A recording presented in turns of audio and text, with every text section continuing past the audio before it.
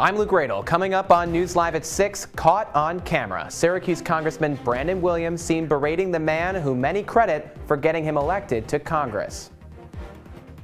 Plus, Syracuse University offering a position to a formerly detained Palestinian poet, what his role could look like.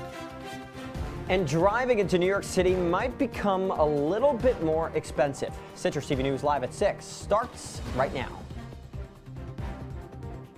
This is CitrusTV News Live at 6, your campus news leader.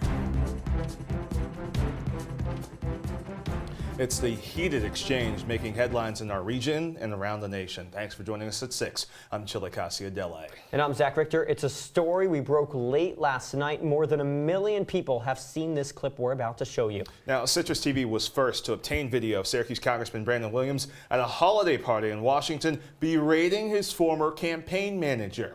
Watch this.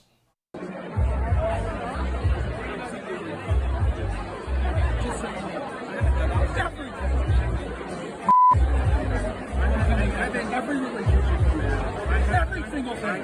You understand me? You understand me? You think I don't know? Hey, why don't you get the police in? A lot to unpack there. Joining us now at the desk is the man who broke this big political story, our political reporter, Luke Radel. Luke, there's a lot going on here. Nearly 24 hours since this video was posted. What do we know? Yeah. Chile, Zach, good evening. I spent the past 24 hours trying to unpack that altercation which happened last night at a holiday charity event in Washington. As you saw, Syracuse Congressman Brandon Williams launched into a fiery tirade accusing his former chief of staff of messing with his family. The man he confronted tells me he, quote, thought Brandon was going to swing on him. His body language was intense and confrontation was unprovoked. Williams, he said, made a beeline over to him from across the room. The full altercation lasted about 2 minutes, but the video stopped after Williams is seen grabbing the phone recording him and throwing it to the ground. The two former staffers involved and a third eyewitness say the congressman shouted, "Call the effing police," repeatedly as the waitstaff at the venue attempted to calm him down. Law enforcement was never called.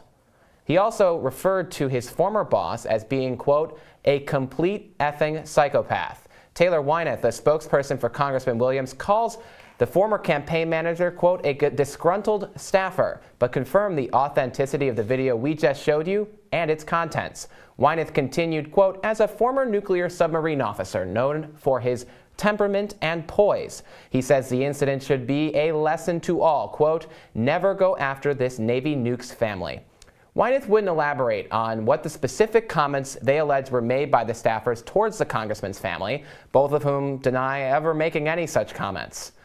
Sarah Clee Hood, his Democratic opponent, reacted to the video telling me, quote, some say women are too emotional to hold elected office, and yet here is our esteemed Congressman Brandon Williams. She calls the conduct an abuse of power. Other Democratic candidates John Mannion and Clemmy Harris also condemned the tirade, but a new candidate in the field struck a different tone. Democrat Jacob Addington gave me his reaction today exclusively in studio. And I'm sure if you followed me around with a camera all day, that you'd see some juicy stuff too. And I think one of the biggest problems with politics in our country right now is that everyone is so focused on making the other guys look bad, and we're not talking to each other about how we can solve our problems. Yeah. Now, one more interesting person weighing in on this story, and I promise this is not a joke, is George Santos. Before he was expelled from Congress today for lying and unethical behavior, former Congressman Santos gave me a phone call last night to say that he was closely following the story. He tweeted out our video several times and then said that it demonstrates hypocrisy in the House. Take a listen to our conversation about his relationship with Brandon Williams. Plenty of experiences with him with angry rants like that, especially when he attacked 2 of my staffers earlier this year. I directed him to donors. I gave him donor contacts to call, put in good words for him because he was struggling to raise money. I mean, that was a public thing. Yeah. Nobody really believed in him because he was a little arrogant. People said he wasn't really humble and he lacked humility and all that stuff. But I didn't know him, and I'm like, hey, he's in my team. I'm going to help him. And guys, I just have to mention how remarkable these past 24 hours have been, and that in the final hours before his historic expulsion today, George Santos was attacking our congressman and calling up yours truly. What a day it has been, you guys. Indeed it has. Luke Radel, thank you so much. Okay, now let's turn to the latest in the Middle East. The week-long truce between Israel and Hamas has expired today. Militants in Gaza continue to fire rockets into Israel as fighting also broke out between the two sides as well. After urging citizens to relocate, Israel has vowed to extend their ground assault on Hamas. Back to the SU campus, where Jim Boeheim is set to make his broadcasting debut this weekend. The former SU basketball coach will join the CW's halftime coverage of Notre Dame versus Miami and Duke at Georgia Tech. The pre-tape segments have Boeheim paired with veteran announcer and SU alum Tom Wormy. They discuss the unpredictability of early season games as well as how NIL is affecting college basketball. Boeheim will be with the CW all season as an ACC basketball This is up analyst. to the university. You want to come back? I didn't say that. I've heard of the Ozempic challenge, a weight loss journey trend that took TikTok by storm over the last year. Well, now the FDA has approved Zepbound, and with its growing popularity, Syracuse University's Dr. Robert Doyle hosted a shocking public event explaining just how these injectable medications were created. This is the Gila monster. Anyone from Arizona? Their saliva contains a whole slew of toxins designed to immobilize their prey. It turns out if you injected humans with this Exendin 4 from this lizard monster's venom, you got the first drug approved in the class of all of these drugs. Everything that we know about in these weight loss drugs and diabetes and weight loss drugs, all the way through to Ozempic, etc., is born of Exendin 4 from this monster. Doyle said that Gila monster's toxin, like insulin, lowers blood glucose levels, but with longer-lasting effects that have been linked to weight loss. Before taking these drugs, the FDA recommends speaking with a health care provider.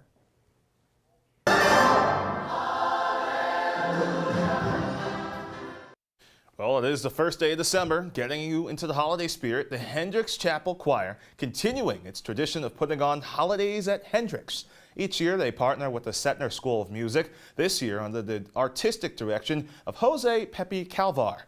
The concert is Sunday from 4:30 to 7:30 at Hendricks. It's currently sold out, but you can register to watch it virtually on the SU website. And last night, the Syracuse Hillel welcomed a survivor of the October 7th terrorist attacks. Milet bin Haman and Citrus TV's Charlie Goldberg has her story. Now we're like 20 people. At the beginning we were hundreds of people. I don't know what happened to everybody on that group, like how many survived and how many was murdered or kidnapped. We know now. It was an emotional night at the Syracuse University Hillel, as students, faculty, and community members alike all gathered in solidarity to listen to the tragic story of Milet bin Hamim, a Nova Festival survivor from the terrorist attacks of October 7th. And I was really okay with dying that day. I was more than anything sad about my family, but every time I thought about it, I was started to cry, and we can't cry because then they would hear us. After running away from gunshots for about 2 hours on an open field, Milet and her group finally found a hiding place. Here is where they waited for over 12 hours to be rescued. And they actually noticed me, and the person inside is Leon Val. Milet isn't the only person who has come out to tell their story about October 7th.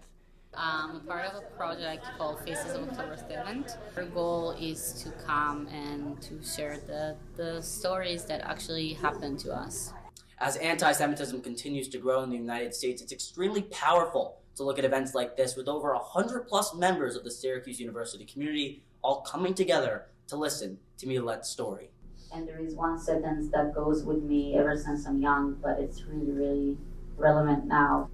It says that there will not be a victory of light over darkness until we recognize the simple truth that instead of fighting darkness, we should turn on the light. Charlie Goldberg, Citrus TV News. Okay, Charlie Goldberg for us tonight with that powerful story. Charlie, thank you. After Syracuse's first snow was filled with heavy participation and road difficulties, earlier this week, SU Provost Gretchen Richter wants the community to remember SU weather alert protocols. In an email this morning, Richter stated that in case of extreme weather enclosures, students, faculty, and staff will receive an SU extreme weather alert. This will reach you via text message, email, Orange Safe, social media, and more. Richter stressed that the university generally remains open even with inclement weather. Taking a look at our first check of the weather now, you know, it's crazy. We start the week with a lot of snow, and then you end the week with 40s, 50s, and a lot of rain, huh? Crazy warm up in temperatures, and we're going to see another big storm coming to Syracuse later this weekend. But are we going to see some snow here? Lily Evans has more with that. Hey, Lily. Hey, Zach. Luckily, no snow for us in the near future. Like you guys said, we have had that rain, and that is washing that first big snowstorm that we had all away.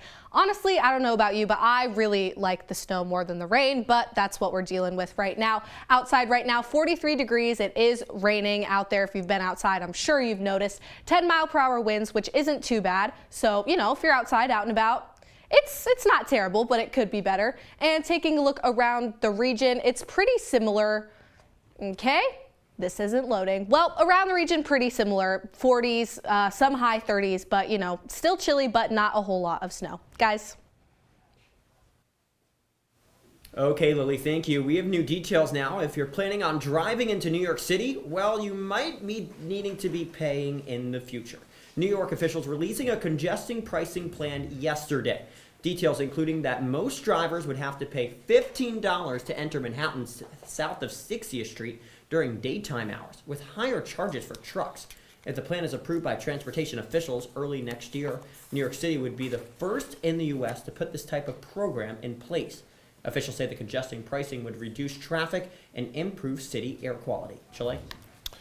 Zach, the New York State Police report issuing over 12,000 tickets during this year's holiday traffic enforcement period from this past Wednesday through Sunday. These tickets include over 4,300 speeding violations and nearly 1,200 seatbelt violations. 178 drivers across the state were arrested on DWI charges. State police also investigated 765 crashes with no deaths reported. And the Syracuse City Ballet kicks off their rendition of the Nutcracker today. The opening comes amid controversy surrounding their management. Last month, all 8 of the Syracuse City Ballet's professional dancers wrote to the executive staff and board of directors. They expressed their concerns about their physical and emotional well-being, claiming they've been in unsafe working conditions. The board made no changes and fired most of the dancers. The Dancers GoFundMe, Justice for the Dancers, has raised over $9,000. Despite not performing in the Nutcracker this year, they continue to meet daily to train and are working to hold an event of their own in the future. Coming up next on News Live at 6 tonight, border crossings in Texas and Arizona shutting down this week. What officials say is causing problems. And Judge Sandra Day O'Connor has died. More on her contributions while serving on the Supreme Court right after the break. To an excellent episode of Live from Studio B.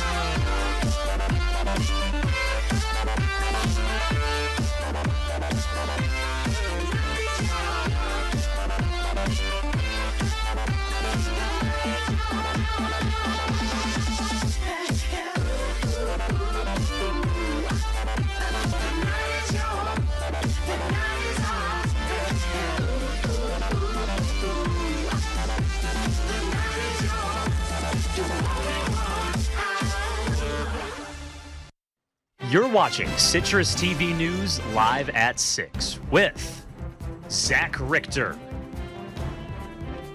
Chilekasi Adele, and Lilly Evans. Now, your campus news leader continues. Welcome back to News Live at 6. Syracuse University has invited acclaimed Palestinian poet Mossab Abu Toha to be part of its Scholars at Risk network. Citrus TV's Cora Mayer-Costa is here with updates to the program. Cora, is this the second person invited? Yes, Zach. Abu Toha will be the second person a part of this program. The first is a Ukrainian scholar who had to flee her country. I spoke to her on how the program works to protect scholars from these attacks. In the past year, over 400 scholars have been attacked worldwide. Of those scholars, Palestinian poet Mossab Abu Toha has been offered an SAR position at SU. Professor Tula Goenka met Abu Toha during his MFA at Newhouse and says Abu Toha can bring a lot to the role. And shed light on darkness and also share it with the world. And I think that's what Mossab is so successful in doing. Like if you read his poems in this book, Things You May Find Hidden in My Ear, he talks about what you should do if your house is being bombed. What are the 5 things you should try and save? The first scholar admitted to SU's program is Tetiana Hrenchak, who is a leading researcher in Kyiv, Ukraine.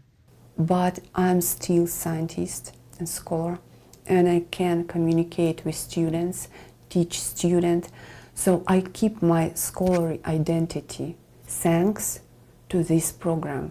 Goenka hopes the SAR program is the beginning of SU's acknowledgement of current global conflicts. But it's a larger issue, and I hope that the administration can show more compassion. And I just hope that we can really talk about the humanity and the extent of the genocide. With the intermittent blackouts across Gaza, Abu Toha is unable to respond to SU's invitation into the program. Citrus TV will be following this developing story, but for now, I'm Cora Mayer-Costa. Guys? Cora, thank you. To the latest now, Judge Sandra Day O'Connor, the first woman on the Supreme Court, has passed away at the age of 93. Autopsy reports list O'Connor's cause of death as complications relating to advanced dementia and respiratory illness. The Associate Justice served for over 24 years and was the, quote, indisputable swing justice for roughly 15 years until her retirement in 2005. And although she's known as the staunch conservative, O'Connor sided with her liberal colleagues to uphold affirmative action, certify abortion rights, and battle racial gerrymandering. O'Connor was trailblazer for women everywhere. And the U.S. Customs and Border Protection is shutting down and limiting traffic at border crossings in Texas and Arizona this week. Officials say narcotics like fentanyl continue to be a problem at the border. The CBP taking time to screen incoming goods and seizing illegal fentanyl while balancing immigration enforcement. CBP Commissioner Troy Miller saying, quote, we have a responsibility to identify bad actors carrying in narcotics and the like into our country. And like any other law enforcement agency, as operations dictate, we're going to shift resources into those areas, and we're going to continue to do both jobs, end quote. I'll have your 5-day weather when we return. Dad? Just 1 minute, okay? Hey, Bobo, do trees tell each other stories? I'm sorry. I'm afraid I don't know that. Hey, why don't we go find out?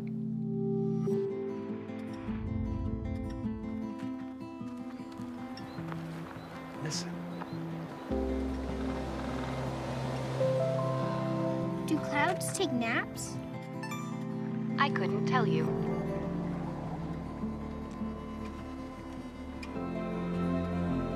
Can birds draw pictures? I don't have an answer for that. Dad, do stars visit their friends?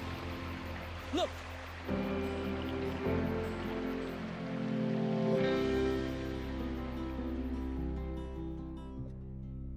Meet Norm. He lives with anxiety, but with the help of this latest innovation from Be Normal, he can be normal, just like everyone else. With the swipe of a finger, you can project happiness, confidence, machismo. Why settle for being real when you can be normal? The Normal Maker. New from Be Normal. This item doesn't really work because there's no such thing as normal. We're all different. What we like, how our brains work. In fact, 1 in 5 of us live with mental illness. Don't filter who you are. Start by talking to someone you trust. And remember, there is no normal. From the CitrusTV Weather Center, this is SU's most accurate weather forecast. Welcome back to News Live at 6. Taking a quick look at your 5-day forecast. Hey, luckily no snow in the near future, but like I said, we are seeing that rain and cooler temperatures, but not anywhere near the 30s, so I guess that's a good thing. 52 on Monday will be probably the warmest day of the week, and then it is going to cool down all the way to 36 on Wednesday with showers and clouds throughout the week. And if you're looking to get outside and decorate for Christmas, since it is now December, happy December 1st, everyone, those best days will be next week, Tuesday, Wednesday, and Thursday, because while they will be cold, they will be dry, and those are the only days in the foreseeable future that won't be either snowy or rainy. But you know, it's a good thing that basketball isn't played outside, it's inside. So what's going on with basketball, Skylar? Well, Lily, Syracuse men's basketball is busy and hoping to start December off on the right foot. They're on the road for the first ACC matchup of the season. Plus, SU women's hoops picked up a big win last night. We have all of that and more, so don't go anywhere. Welcome to my house. Lately, not my happy place. Everybody's pretty tired of each other. The parents were not themselves. My little brothers were morphing into small creatures. The walls were closing in. Clearly, a case of too much family, too close, 24/7. And there's a lot of that going around right now. If this sounds like your house, try going someplace new. YourLifeYourVoice.org. You'll find lots of ideas to help you handle the family stresses of being confined to close quarters. YourLifeYourVoice.org. It might not get you out of the house, but it could help you find a little more breathing room.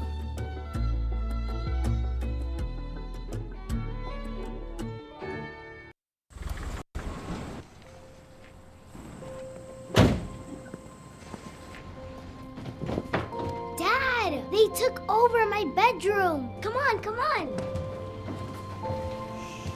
Okay, Dad. 1, 2, 3. Dad!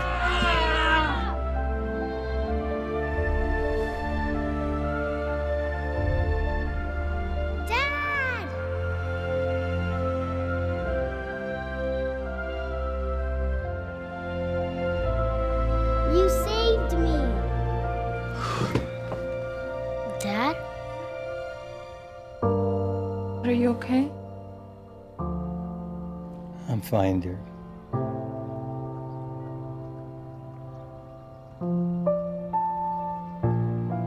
Your hero needs you now, and AARP is here to help. Find the care guides you need at aarp.org/caregiving.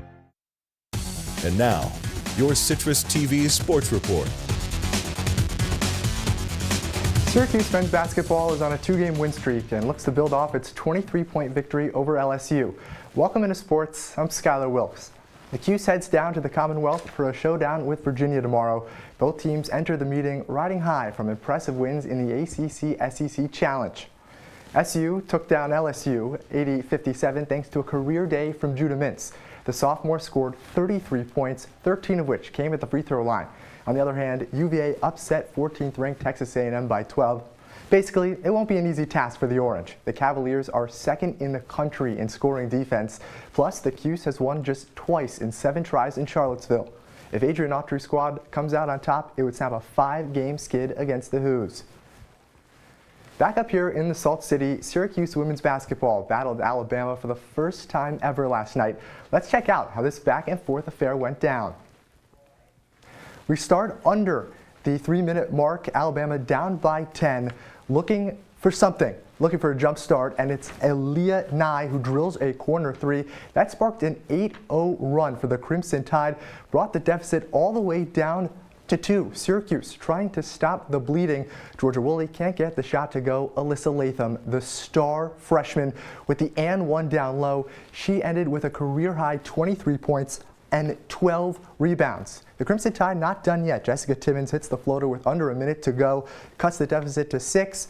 Alabama running out of time. Essex Cody gets the putback to go, but too little, too late. Syracuse holds on to win 79-73. The Orange improved to 6-1 and get a big win in the inaugural ACC-SEC Challenge. The Orange won their 3rd game in a row and first over an SEC team since 2018. SU also out-rebounded Bama by 22, which was its 2nd biggest margin of the season. Even more impressive, Syracuse's starting 5 was responsible for all but 11 of the team's points. Alyssa Latham, busy day as we talked about, 3rd double-double of the year. Deasia Fair had 20 and Kyra Wood with 10 points, 13 rebounds off the bench. And also the Cuse shot a season best 50% from 3 on 14 attempts.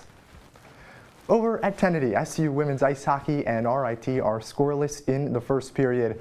It's been a sluggish start to the season for Brittany Smith's crew. The Cuse has lost 2 straight and is winless in its last 11 contests. If things were to turn around, though, it could happen today. The Orange have beaten the Tigers 7 times in a row at Kennedy, dating back to 2019. Plus, in 20 series matchups at home, Syracuse has lost just 3 times. Now back on the hardwood. In the NBA, both Empire State teams were in action last night and had mixed results. At the Garden, the Knicks outlasted the Pistons 118-112. New York guard Jalen Brunson dropped 42 points and added 8 assists. Tom Thibodeau's crew is now 9-0 this season against teams with a losing record.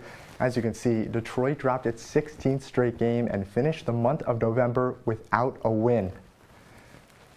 And meanwhile, the Nets fell to the Hornets 129-128. After missing nearly 3 weeks due to injury, Brooklyn's Cam Thomas tallied 26 points in his return. Still, the Nets couldn't extend their 3-game win streak.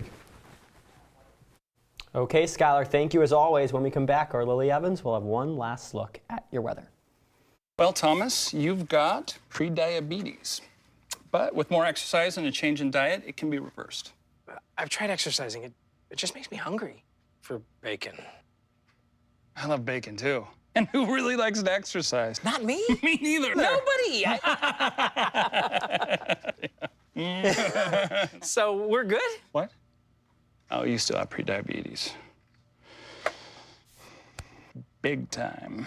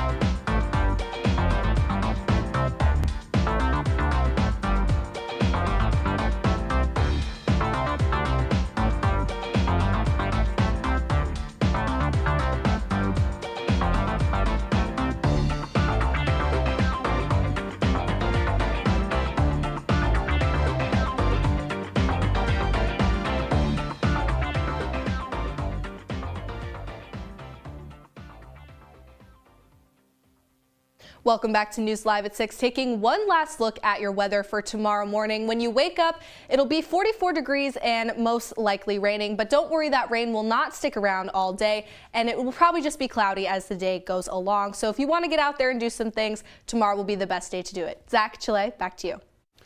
Lily, okay, Lily, thank you. So much. Hey, this weather, man, I just don't get it. It's becoming that time of year in central New York where it's just becoming super frustrating. That's true. And I mean, there's going to be parts of like the Northeast that see some snowflakes again on Sunday night. Thankfully, we won't be seeing that here. How about Syracuse for a second becoming like the center of the weather world? Rob Marciano I know, from I ABC saw World that. News Tonight. Yes. They're here this week. Twice. And you and Lauren Holmeyer saw them in Walnut Park. Yes, right? yes, we did. Interesting times for sure. Well, that's CitrusTV News Live at 6 for this Friday. We're back at 11:30 a.m. tomorrow for Juice and Java. Don't forget, you can follow us on X and Instagram at CitrusTV News. Now for the entire CitrusTV News team, I'm Zach Richter. And I'm Chilekasi Adele. Thanks for the company.